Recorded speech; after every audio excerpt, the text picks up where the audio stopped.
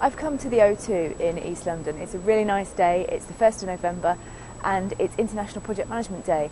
And PMI UK are hosting a conference here at Indigo, one of the venues inside the O2.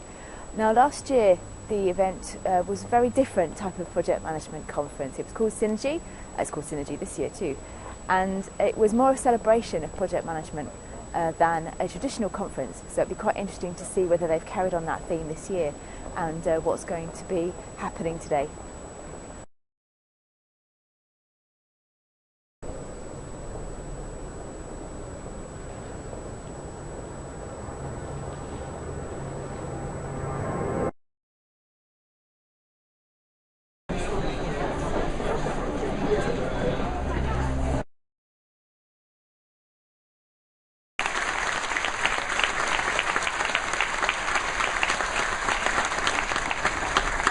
Your Royal Highness, Dame Tessa, ladies and gentlemen, good morning, and thank you very much for giving me some time just to share a few thoughts and ideas with you this morning.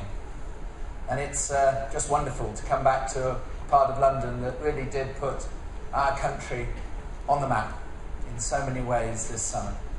And every Brit, anywhere they were in the world, every businessman and woman, every person just in any way, just walked just a couple of inches taller every day during the fabulous Olympics and Paralympics. And I just hope that that feeling of team spirit, that feeling of what leaders can do all over our nation can just endure through the coming years.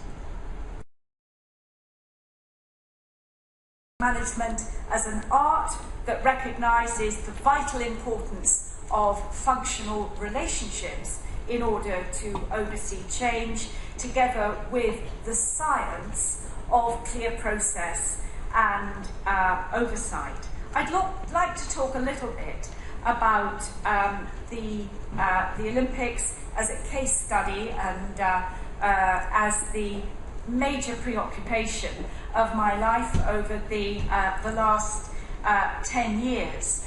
But I'd like to link that to what I've learned about project management and what I'd like to share with you about persuasion, about building team ethos and teamwork, about the importance of legacy and also the importance of resilience and perhaps dealing, as Roy was implying, with some of the brickbats that will inevitably accompany responsibility for a project like this.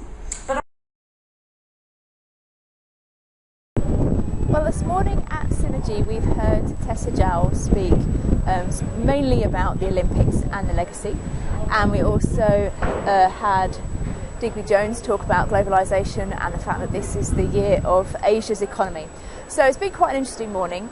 We're now at our lunch break, and while the team behind Synergy have made some improvements, so they've sorted us out with tea and coffee this morning, which was great, and they've actually put the lights on, so it's a lot brighter than it was in there last year.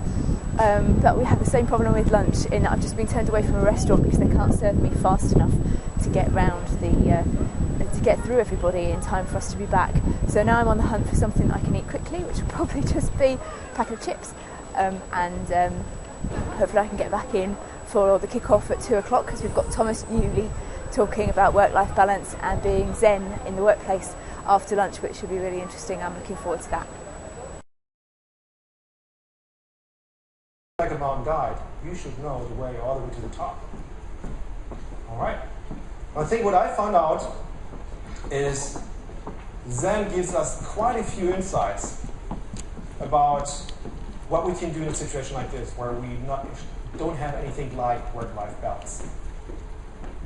And I would like to share some of these insights with you.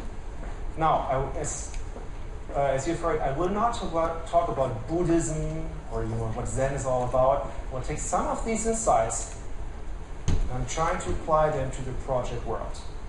And we'll see. Hi, I'm Sandra and I'm from the Comedy School. The Comedy School is predominantly a charitable trust. We do projects in the community using comedy as a form of education and development of social skills.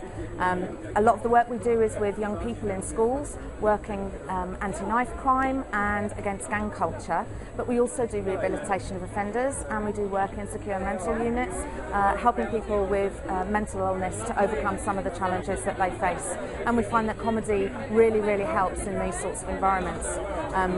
That takes a lot of funding, and our commercial side of the business looks at supporting the community work in order to offer open projects, open courses, open workshops for people to come and learn to present stand-up comedy, and also corporate workshops and events to use comedy so that people can develop their professional skills in a different way, overcome challenges in communication, and find different ways of working together to overcome the hurdles, particularly in project management, where some of those can be quite challenging. So that's a little bit about the Comedy School. We're always looking for funding, we're always looking for volunteers. It'd be great to meet any of you at any time. Website www.thecomedyschool.org. Thank you very much. Synergy 2012 is now over and everyone's on their way home. It's been quite an interesting afternoon. We had a speaker about a global energy project talking about the work that they've been doing to try and put together an alternative for energy that will be a clean way of producing energy for the future. That was quite interesting, not a project that I'd heard about before. And then we had Thomas Yulee talking about work-life balance and good habits in project management, and a comedy presentation as well from the Comedy School. So that was a light, interesting way to end the afternoon. And that's it for another year. It looks as if they're going to do a Synergy event next year too. So it'll be interesting to see how that pans out and who's on the agenda for speaking in 2013.